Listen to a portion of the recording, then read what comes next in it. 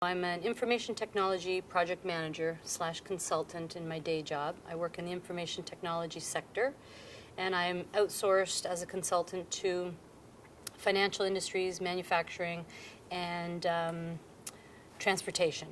I can work in any industry, but those are the three that I've been working with. I've been a project manager, been certified since 2007 with my PMP, and that's it. Okay. My name is Christopher D'Souza, and I am a strong advocate of project management. I've been practicing project management for the past 15 years. I've mainly been in information technology, specifically in software engineering. I currently am an independent consultant, and I consult with some of the major financial institutions. I have an MBA in project management, and of course I have my PMP, but I also have a doctorate in management. My dissertation had some components of project management. My name is Andrew Mills, and I'm a project manager within the public sector, in the government sector. And I've been a project manager now for, I'll be in my 7th year, coming up in August. And I originally started out wanting to become an architect, and I got introduced to project management quite early on in my career during my co-op term, and that exposed me to project management and led me to where I am today.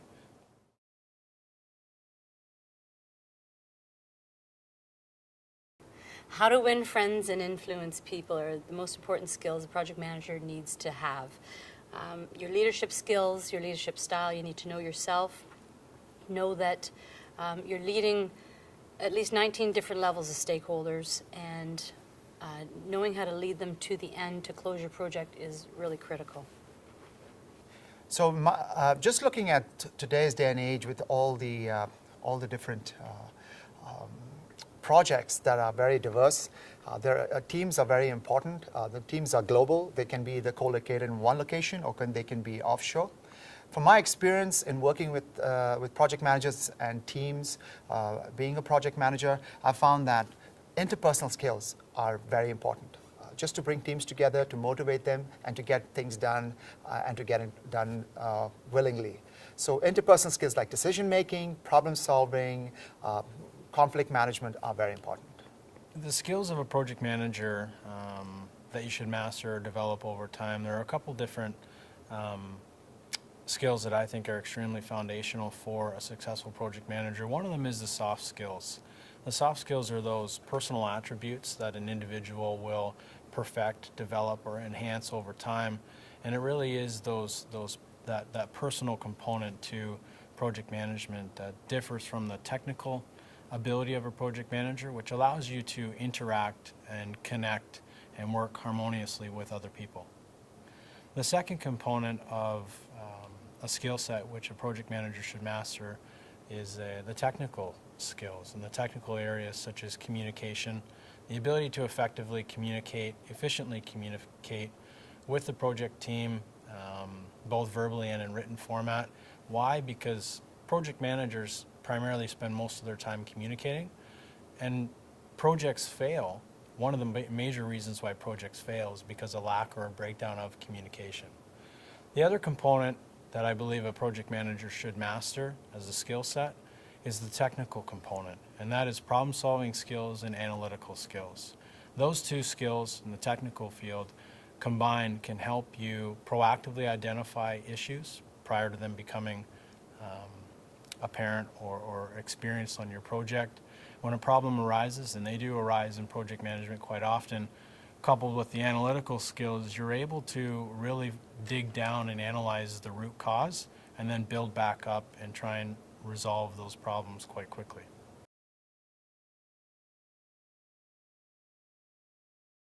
So you need to know why you're doing it. What's the business need? Why are you in the room to deliver this project?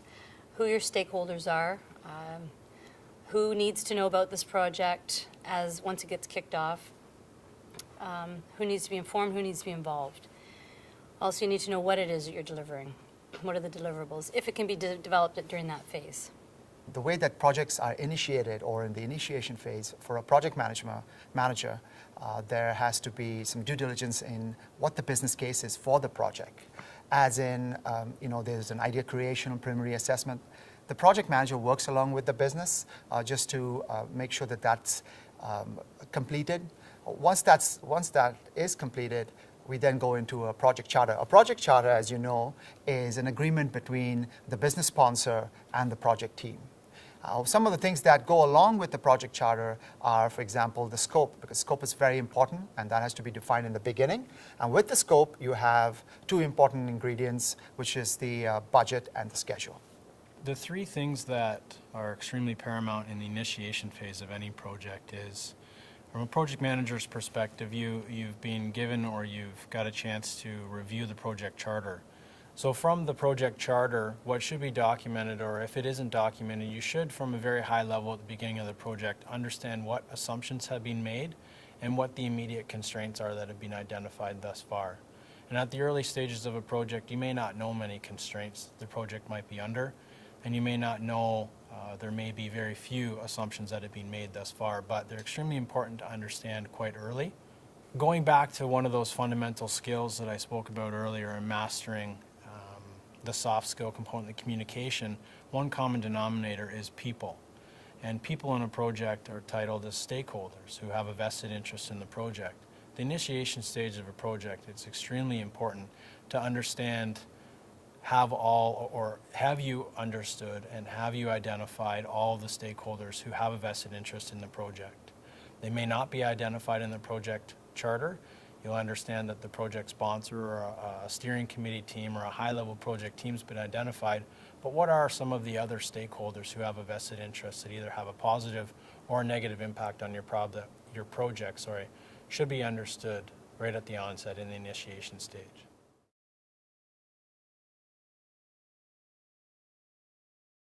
So during the planning phase, what's really important is how do you know when you're done? Because you always need to be thinking, always be closing. So planning phase, you need to confirm with your client what it is they will sign off on when you're done the project that you have to deliver to. So be very, very clear on this and push this question to the client.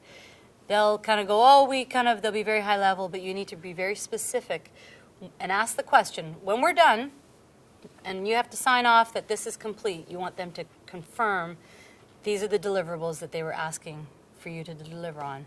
This helps you when you're later on in the project, if they come up and try to throw new things in. You want to know what it is you're delivering. You want to know who you're delivering it to, what are the deliverables that you're delivering to, when do they want it done by. Your communication, how you're going to communicate. There's not just top three things, there's a lot of different things that come into play during that phase. So you do the best to pull from each area, and you can't stay textbook theory, you can't stick to that. You have to be flexible and be able to touch on all those points very quickly and in a very organized manner. In the planning phase, the project manager has to put a lot of emphasis on basically what the requirements are from the business. Accordingly, he has to make sure that he has a budget and schedule, which is commensurate with the requirements, with the scope, as you may call it. One of the important things is who are the stakeholders, because the project manager has to make sure that he involves all the stakeholders as he's going through, the planning phase, make sure that they are involved. So the planning stage, very important. Overall, is just about gathering requirements, defining the scope, and making sure that the stakeholders agree with that. So in the planning stage of a project, now that you've successfully identified all project stakeholders that have a vested interest in your project, you really want to hone in and develop an understanding of their requirements. So the collect requirements from those project stakeholders might be through interviews, documentation, reviewing files, and you truly get to understand what is the vested interest of each one of those project stakeholders, what are their requirements, what are their expectations with respect to the project. Risk management is a fundamental component of project management, and from my aspect and in my profession and my experience, risk management and identifying the risks early is extremely paramount to the success of any project. In the planning stage, one of the subsidiary plans is the plan risk management, which results in identifying those risks. And through the development of a risk register and engaging those stakeholders in helping the project team and the project manager identify those risks can really make the difference on a project. And the all-encompassing umbrella in the successful delivery of the project is the project management plan. And that really brings forward all of those subsidiary plans, such as the cost management plan, the time management plan, the risk management plan, communication management plan. These all come into play within the project management plan. Then there's an extensive amount of planning exercises that should involve many of the stakeholders, but the project manager takes the lead on making sure that they have a sound and a clear and concise project management plan.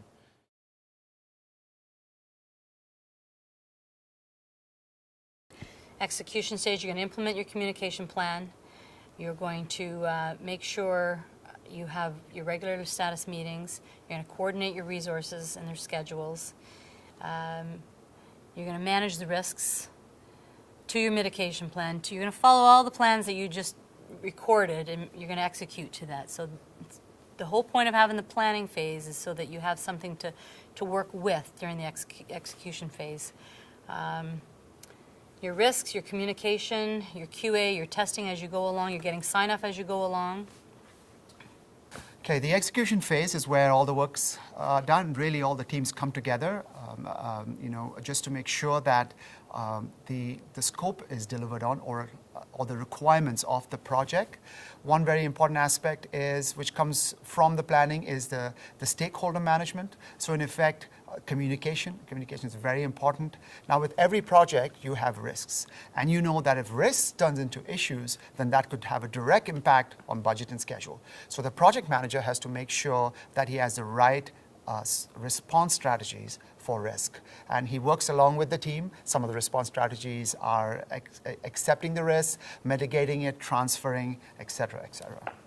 Communication and continuously staying on top of the communication strategies and implementing those strategies or methodologies for which have been identified in the communication management plan should be continued. So the distribution of information throughout the execution stages of a project, who's getting the information, are they getting the appropriate information, is extremely important.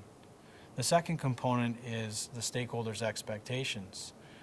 During the execution phase of the project, you need to ensure that stakeholders' expectations are being met and that the stakeholders' issues are being addressed. The last component of execution is you have a team, and as a project manager, a great project manager is also a great leader.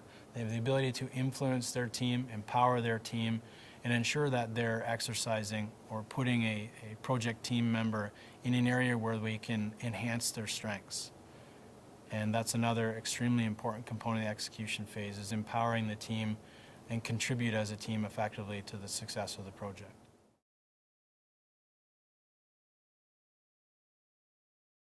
When you're monitoring, you make sure that you're implementing your communication plan. You complete your status reports, make sure the executives, make sure all the different levels have the information as to where you are in your project. What's been delivered. So again, goes back to the planning. You bring that forward. You need to be keeping track of what's going on throughout the phase and reporting on it, holding regular status meetings, completing your weekly status reports, or however your company needs those reports to be done. And everyone needs a different report. So monitoring and controlling your risk. Issues will come up. This is when you have to deal with the issues. Key thing is, when issues do come up, know who and when. Always ask that question, who and when. Never forget that as a project manager. That's really important with whatever you're delivering on. Who's going to do it? When you're going to give it to me by? And then you manage to that. You get their commitment that way. One of the important aspects of monitoring and control is status reporting. During this time, you want to make sure that status goes back to the stakeholders. Status goes back to the sponsor.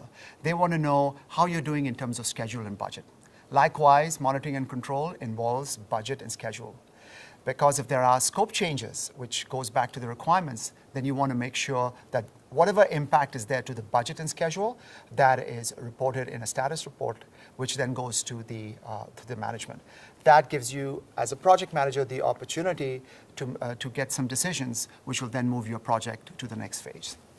The monitor controlling phase of a project, to me, consists of three really key components. Risk management comes into play again, where The whole concept of risk management is that you want to proactively prevent the identified risks from becoming project issues. So you have identified through your risk identification exercise and inputs into your risk management plan those risks that can affect your project. Proactively managing risk and monitoring and controlling those risks will make sure that those risks do not become a project issue. How does that happen? Through the risk mitigation strategies or the methodologies that you have identified on the risk register that will allow you to be able to put those methodologies in place or risk mitigation strategies in place to prevent that. In the event that a project risk does become a project issue, it's not a shock to the project manager, it's not a shock to the project team. Why? Because you took the time to plan what that risk response will be. That risk response now is not necessarily reactive, you're just acting on a predetermined plan to be able to address that risk. Monitoring and controlling also consists of a communication aspect, and that is performance reporting, progress reporting. You're going to report back to the stakeholders. Let's say senior management, for an example, may want to understand where you're at in the time baseline, the cost baseline. Most of the time you have many other areas of the project that you're going to need to report on, or it may be in your communication plan that you report monthly, you report bi-weekly, whatever that is that's been identified in the communication plan. During the monitoring and controlling phase, you need to be able to make sure that you're communicating this information, is distributed to the right stakeholders, and that the right information is being communicated. One of the last phases in monitoring and controlling is you need to, you have a deliverable that's being completed, and it needs to be accepted. Who does it need to be accepted by? The client or the sponsor, the individual who initiated the project, the reason why the project was undertaken. Does this deliverable or product, service, or result now meet the needs and the objectives of the project? You need to get formal sign-off from the sponsor or the stakeholder group as a whole prior to moving on to the closed project.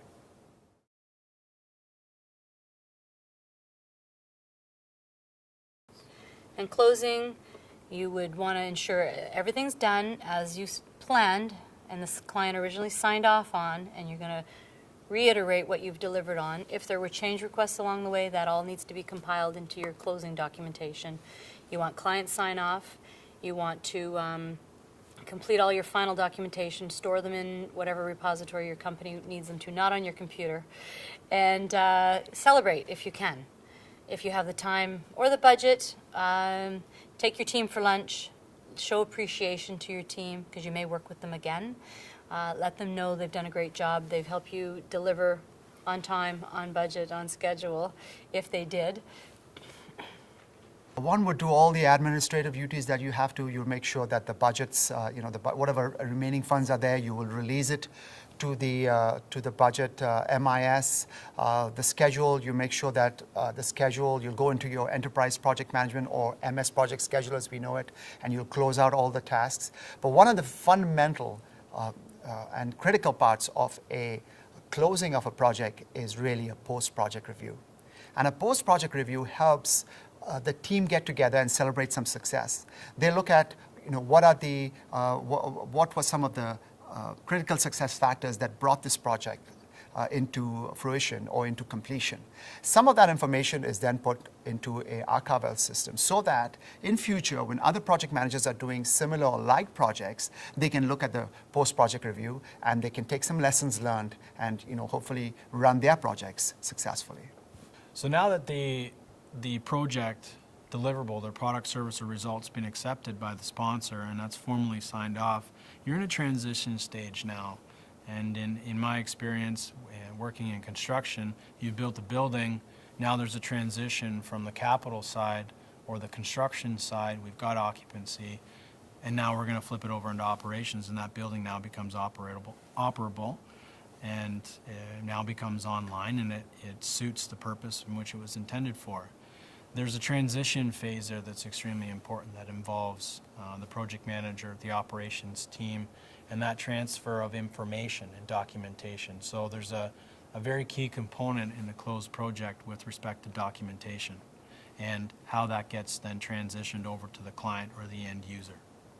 The operation material or the documentation, there's another component of that as well, and that's finalizing the official project records purging the files, what is the accurate information that should be contained in the files, does the file tell the complete story, does the project file now, if somebody was to pick that project file up afterwards, does it tell that complete story? That's extremely important.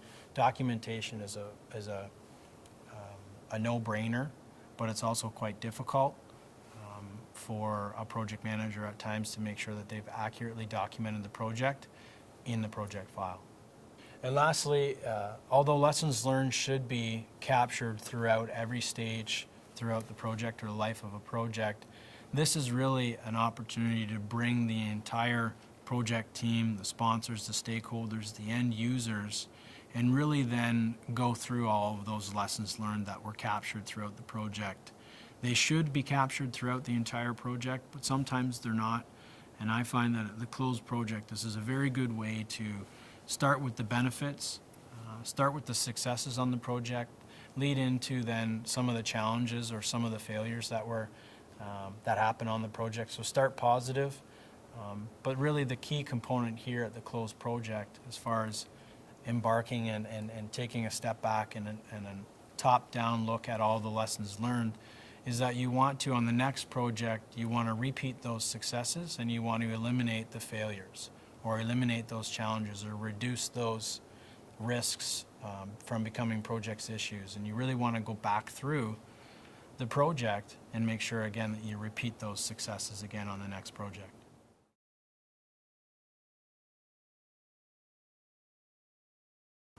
About being a project manager, I love the variety.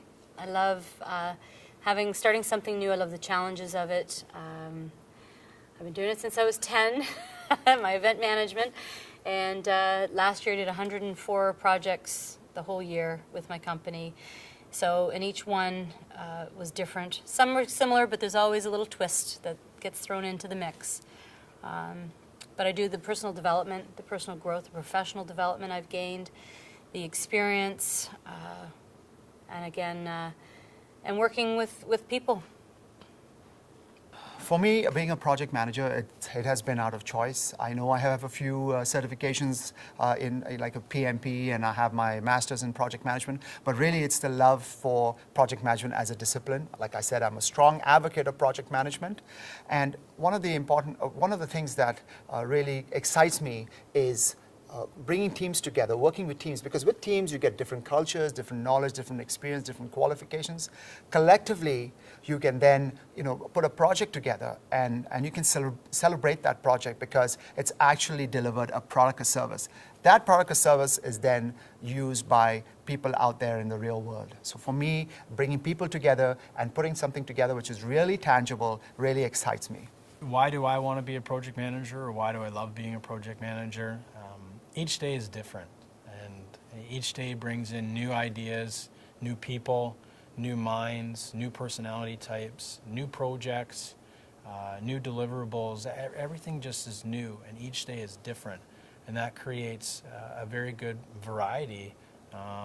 We spend most of our lives working, and really to have a challenging career, a rewarding career such as project management, and the amount of people that you meet, the amount of things that you learn, the new development opportunities, learning opportunities each and every day that project management can provide, to me that's extremely exciting, and that's why I choose project management and will continue to choose project management as my career.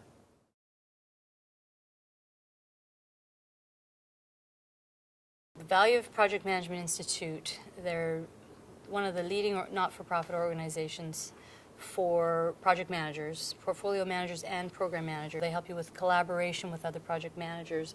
They do a lot of research, they provide education, help you maintain your certification. They provide standards for the business world. From an organization perspective, you add value, so it makes you more valuable as an employee. If you are certified through PMI, that PMP adding to the end of your name helps, it proves that you've got the experience, you've done the education, you've got the hours to bring value to the companies by completing projects on time, saving them money, because usually they'll come to you with a business need and you have to execute to it. And the whole benefit of having a project is you manage it from start to finish in a controlled manner so that there are results. There's return on that investment. So they spend time and money on making people do things, but at the end there is a benefit to the company. So again, it makes you a more valued resource. It helps improve business processes. Many ways to get involved in PMI. You can go to pmi.org, become a member. You can become a student member. There's a big discount for students. Through getting your membership, you'll find out all the different affiliated chapters, and you can join chapters and attend chapter meetings. There's a lot of networking sessions that they offer. There's new member orientations. There's they have professional development classes, personal development. It touches on all different aspects of being a project manager. So it's not all tools. It's also personal development, leadership courses, lessons learned, things you can gain from other PMs. You can find mentors at the different chapters. Local chapter is pmi-lakeshore.org, and they serve Brampton all the way down to Niagara Falls region. And there's a Southern Ontario chapter as well that has 4,400 members.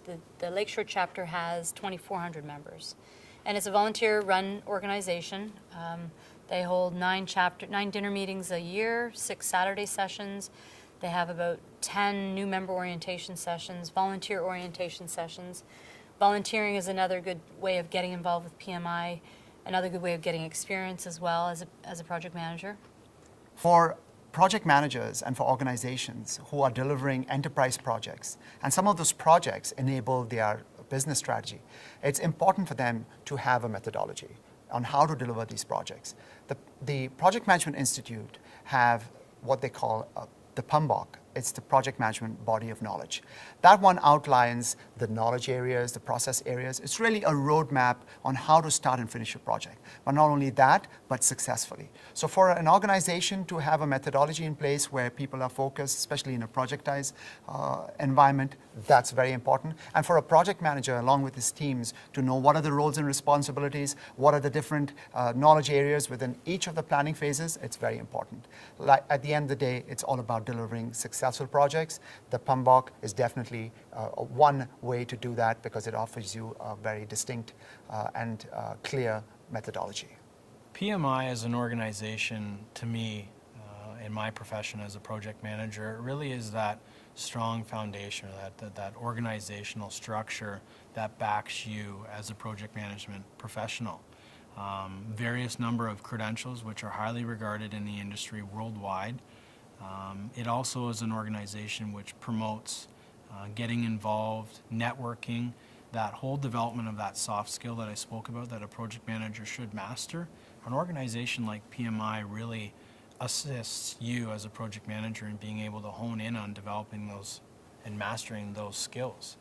The organization itself in project management is backed by an excellent standard, the PMBOK. And the credentials are challenging to achieve, and I think that is the reason why they hold so much weight in the industry or in the profession of project management. But also, the sky's the limit really with volunteering opportunities, professional development opportunities, networking opportunities with an organization like PMI. And it also promotes professionalism and a level of consistency among project managers within the industry. So how do you get involved in PMI? The first thing that I would say is that you need to ask yourself, why do I want to get involved in PMI? Is it because I have gotten a credential, I need to maintain it now? Or am I looking for new employment? Do I want to volunteer my time? Do I want to enhance my skills? Really, what is your goal in getting involved in PMI?